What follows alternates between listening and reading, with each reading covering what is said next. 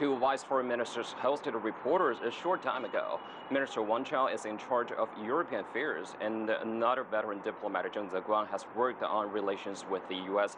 for more than 2 decades. So that fits in perfectly with Chinese President Xi Jinping's upcoming visit. He will be in Finland first on Tuesday and head to Mar-a-Lago in Florida on Thursday. The vice foreign minister said Xi's visit to Finland is his first visit to EU countries this year. Finland is the first European country to establish diplomatic relations with China and sign free trade agreement with China. In terms of Xi's stay in Florida, the ministers say they will have in-depth exchanges of views to boost mutual understanding. They said the two leaders have 2 phone conversations already, and Beijing is willing to expand the cooperation at all levels. The foreign ministry also mentioned the trade imbalance and Trump's protectionist measures.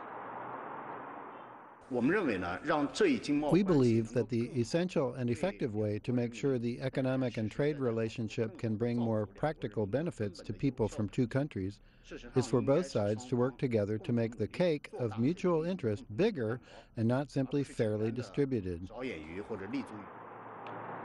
The foreign ministry also said trade imbalance could be eased if the U.S. could relax its sanctions over China's high-tech products. And the Chinese Defense Ministry also sent out goodwill messages. It mentioned several contacts between the PLA and the Pentagon, and said military relations with the U.S.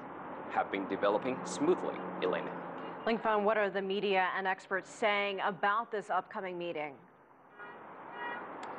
Elaine, the Global Times called China and the U.S. the 2 most powerful and influential countries in the world.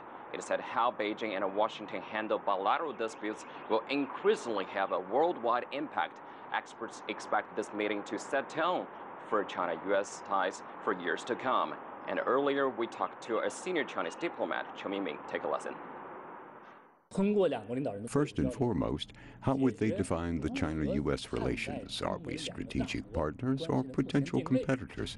And I'm confident both leaders will have a concerted answer to that question. Second, what's next for the bilateral relationship? Where are we going and how will we get there? And how would the 2 nations further cement their consensus and solve issues on which they don't agree? She met former President Barack Obama 9 times after taking office in 2012. The 2 didn't always agree on a lot of issues, but experts say such frequent exchanges themselves have been helpful for both countries. And that's what Beijing hopes to maintain with the new occupant in the White House, who has been quite outspoken, criticizing China on various occasions and on social media.